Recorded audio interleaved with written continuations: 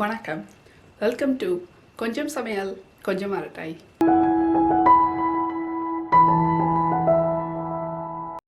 நீங்கள் இப்போ பார்த்துட்ருக்கிறது என்னுடைய கேஸ்ட் அயர்ன் கலெக்ஷன் தான். இது எல்லாமே வாங்கி ரொம்ப காலம் ஆச்சு, ஒரு 10 வருஷத்துக்கு மேலே இருக்கும். ஆனால் இப்போ புதுசு போலே இருக்குது பாருங்கள். இதை நம்ம மெயின்டைன் பண்ணுறதை பொறுத்து தான் இருக்குது. இது இருக்கையிலே ரொம்ப பெரிய சட்டி, ரொம்ப ஹெவியாக. இதில் வந்து நீங்கள் தம் பிரியாணி கூட போடலாம், அதுவும் சூப்பராக இருக்கும். இதுக்கு வந்து மூடியோடு வருது.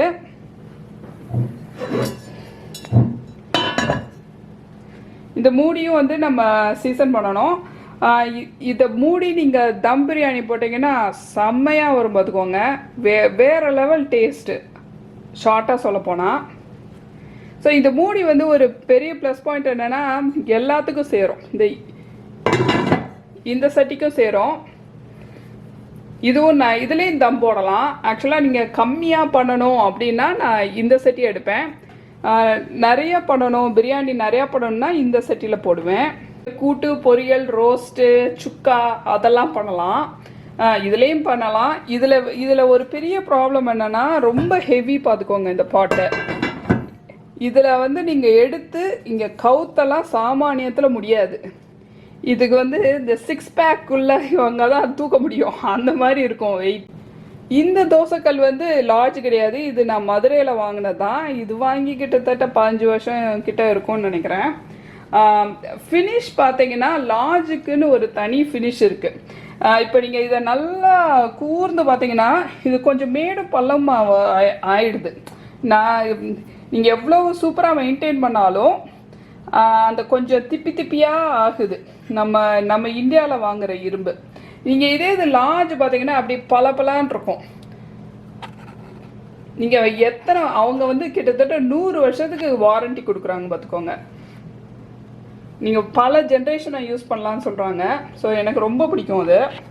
இந்த சட்டி வந்து என்னுடைய most favourite, my go to சட்டின்னு சொல்லலாம். கொஞ்சமாக அளவாக நீங்கள் வந்து வதக்கணும், வறுக்கணும், பொரிக்கணும், எல்லாத்துக்கும் இந்த சட்டி வந்து தோதாக இருக்கும். அடுத்தாப்புல இது வந்து தாளிப்புக்குன்னு வச்சுருக்கேன். இந்த சட்டி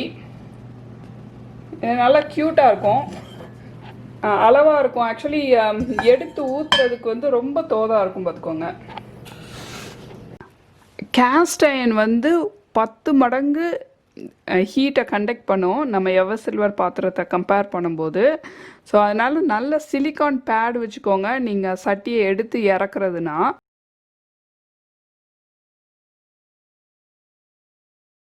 அது மாதிரி நான் சிலிக்கானில் மிட்டன்ஸும் வச்சுருக்கேன். அது வந்து நம்ம சட்டியை பிடிக்கிறதுக்கு நீங்கள் துணியை காட்டிலும் இது இன்னும் கொஞ்சம் ஹீட் ரெசிஸ்டண்ட்டாக இருக்கும். அப்புறம் இது என்னன்னு பார்த்தீங்கன்னா, இது வந்து நம்ம க்ளீன் பண்ணுறதுக்கு.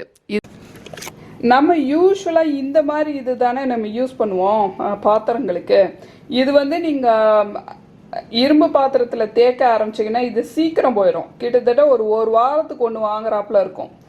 அதுக்கு வந்து இது மாதிரி ஹெவி டியூட்டி ஒன்று விற்கிறாங்க. இதை நான் அமேசானில் தான் வாங்கினேன்.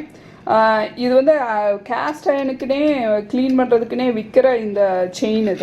இது நீங்கள் பார்த்தீங்கன்னா நல்ல ஹெவியாக இருக்கும், நல்ல திக்கு வயராக இருக்கும். இது சாமானியத்தில் போகாது, நீங்கள் எக்கனாமிக்கல் வச்சுக்கோங்களேன். அது மட்டும் இல்லை, இதோடைய இன்னொரு ப்ளஸ் பாயிண்ட் என்னென்னா, இதை வந்து நீங்கள் டிஷ்வாஷர் சேஃப். இதை நீங்கள் சானிடைஸ் பண்ணிக்கலாம். எனக்கு பிடிக்காத ஒரு விஷயம் இதில் என்னென்னா, இதை க்ளீன் பண்ணவே முடியாது. இதுக்குள்ளே 1008 பாக்டீரியா இருக்கும், நமக்கு தெரியாது. ஸோ அதனால நான் ஹைஜீன் பர்பஸுக்காக நான் இதையும் வாங்கிட்டேன். இதை யூஸ் பண்ணிவிட்டு நான் இதை வந்து அப்படியே டிஷ்வாஷரில் வாஷ் பண்ண போட்டுருவேன், அங்கே சானிடைஸ் ஆகிடும். இதை எப்படி வந்து நம்ம டெய்லி மெயின்டெனன்ஸ் பண்ணுறதுன்னு இப்போ பார்த்துருவோம். நான் யூஸ்வலாக ப்ளெயின் வாட்டரில் தான் நான் போட்டு கழுவுவேன். நீங்கள் சோப்பு ஆட் பண்ணிங்கன்னா, நீங்கள் ஏற்கனவே நீங்கள் ரொம்ப ரொம்ப ரொம்ப மைல்டு சோப்பு தான் போடணும்.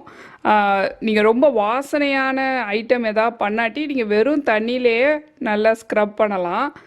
சோப் போடணுன்னு அவசியம் இல்லை. நீங்கள் நிறையா சோப் போட்டிங்கன்னா ஏற்கனவே இருக்க கோட்டிங் போயிடும் பார்த்துக்கோங்க. அப்புறம் வந்து நீங்கள் 2-3 தடவை சீசன் பண்ண வேண்டியிருக்கும். நல்லா தண்ணியில் கழுவிட்டு ரொம்ப இம்பார்ட்டண்ட்டான ஸ்டெப்புங்க. கம்ப்ளீட்டாக கொஞ்சம் கூட ஈரம் இருக்கக்கூடாது. நீங்கள் ஒரு பேப்பர் டவல்லையோ இல்லை ஒரு துணியிலையோ நல்லா தொடச்சிருங்க. எந்த இடத்துலையுமே ஈரமே இருக்கக்கூடாது. கம்ப்ளீட்டாக தொடச்சிட்டு நம்ம அடுப்பில் வைக்க போகிறோம். அடுப்பில் வச்சு ஒரு 2-3 ட்ராப்பு நான் ஏதாவது சுட்ட எண்ணெய் வச்சுருப்பேன், இல்லை எங்கேயாவது தூக்கி போடுற மாதிரி எண்ணெய் இருக்கும் ஏதாவது, அதில் 1 ஸ்பூன் ஊற்றினா போகிறோம். நல்லா ஸ்ப்ரெட் பண்ணிக்கோங்க உங்கள் பேப்பர் டவல்லையோ இல்லை துணியோ வச்சு. அதுக்கப்புறம் புகை வர்றது ஒரு 5லேருந்து 10 நிமிஷம் புகை வரணும். அந்த ஆயில் வந்து கொஞ்சம் கூட ஆயில் தெரியக்கூடாது. அது அப்படியே வந்து அந்த சர்ஃபேஸோடு அது சேரணும். அது வரைக்கும் நீங்கள் பண்ணலாம். ஒரு 2-3 தடவை கூட நீங்கள் சீசன் பண்ணலாம் பிகினிங்கில். ஒன்ஸ் வந்து கொஞ்சம் யூஸ்ட் ஆயிடுச்சுன்னா உங்களுக்கு வந்து ஒரு தடவை சீசன் பண்ணால் போதும். இப்போது என்றைக்காவது ஒரு நாள் நீங்கள் மறந்துட்டீங்க, நீங்கள் வந்து ஒழுங்காக கழுவலை, இப்படி துருப்பிடிச்சி ஆயிடுச்சுன்னு வச்சுக்கோங்களேன், ரொம்ப ரொம்ப சிம்பிள் இது பண்ணுறது. நம்ம எப்பயும் கழுவுறது போல தான். ஆனால் இந்த துரு வந்து கம்ப்ளீட்டாக போகணும். நீங்கள் ஒரு 3-4 தடையாவது அதை ஸ்க்ரப் பண்ணி எடுத்துருங்க. அது மாதிரி நீங்கள் துரு பிடிச்சிச்சின்னா ஒரு ஃபஸ்ட்டு டைம் குக் பண்ணுறச்சே கொஞ்சம் ஸ்மெல் வரும். அதுக்காக என்ன பண்ணுங்கள், ஒரு ஆனியனை போட்டு நல்லா வதக்கிட்டு அந்த ஆனியனை குப்பையில் போட்டுருங்க. அதுக்கப்புறம் நீங்கள் நார்மலாக யூஸ் பண்ணுற போல் பண்ணலாம். கிச்சனுக்குள்ளேயே ஜிம்மு மாதிரிங்க. வெயிட் லிஃப்டிங் பண்ணணுமா, இந்த பாத்திரத்தை 2 தடவை தூக்குங்க போதும். அந்த அளவுக்கு கனமாக இருக்கும். இது சாமானியத்தில் உடையாதுன்னு நான் கேள்விப்பட்டிருக்கேன். 2 ஜென்ரேஷனுக்கு வருமா. உங்களுக்கு சமைச்ச பதார்த்தத்தில் வந்து இரும்பு வாசனை வருது, இல்லை கொஞ்சம் பிளாக்காக ஆகுதுன்னு வச்சுக்கோங்களேன், அப்படின்னா நீங்கள் ப்ராப்பராக சீசன் பண்ணலைன்னு அர்த்தம். நீங்கள் சீசன் பண்ணிட்டும் நீங்கள் வந்து ஒரு நல்ல பேப்பர் டவலோ இல்லை ஒரு துணியோ வச்சு கம்ப்ளீட்டாக தொடச்சி எடுத்த பிறகு அதுக்கப்புறம் நீங்கள் சமையல் பண்ண யூஸ் பண்ணுங்கள். ஃபஸ்ட்டு ஒரு பிகினிங்கில் தான் உங்களுக்கு வந்து அந்த மாதிரி ப்ராப்ளம் வரும். அதுக்கப்புறம் வந்து நல்லா பழகிடும் பார்த்துக்கோங்க. அதே மாதிரி நம்ம வந்து பாத்திரத்தில் குக் பண்ண உடனே குக் பண்ணி முடிச்சுட்டு ஒரு ஆற முன்னாடி நம்ம எடுத்து இன்னொரு பாத்திரத்துக்கு மாற்றிடணும். இல்லாட்டி அந்த அயன் இன்ஃப்யூஷன் ஜாஸ்தியாகி அந்த பதார்த்தம் வந்து கொஞ்சம் கருப்பு கலரில் ஆகும். அது மாதிரி அந்த இரும்பு டேஸ்ட்டு வரும். அது வந்து உடம்புக்கு ரொம்ப கெடுதி. அந்த மாதிரி வச்சுக்கக்கூடாது. ஸோ நீங்கள் சமையல் பண்ணி முடித்த உடனே அதை வந்து வேறு பவுல்ஸுக்கு நீங்கள் ட்ரான்ஸ்ஃபர் பண்ணிடுங்க. நான் வாங்கினது எல்லாமே ப்ரீ சீசன்டு தான் வாங்கினேன்.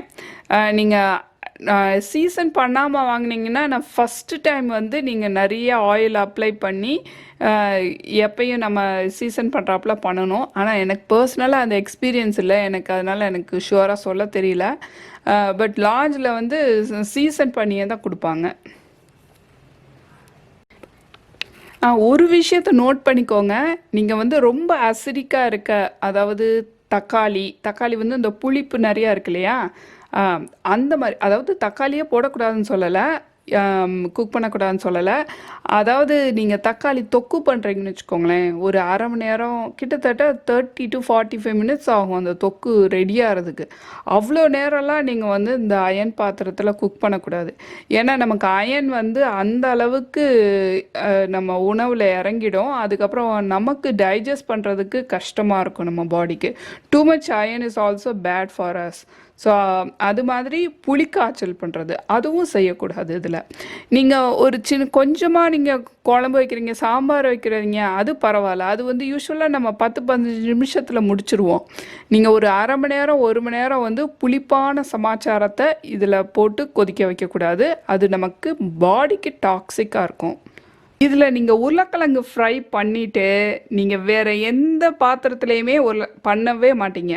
அவ்வளோ டேஸ்ட் டிஃப்ரென்ஸ் உங்களுக்கு தெரியும்.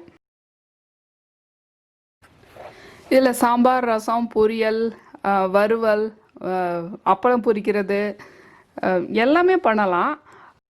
கேஸ்ட் அயர்ன் யூஸ் பண்ணி பார்த்துட்டிங்கன்னா உங்களுக்கு ரொம்ப ஆசையாக இருக்கும் அதில் குக் பண்ணுறதுக்கு.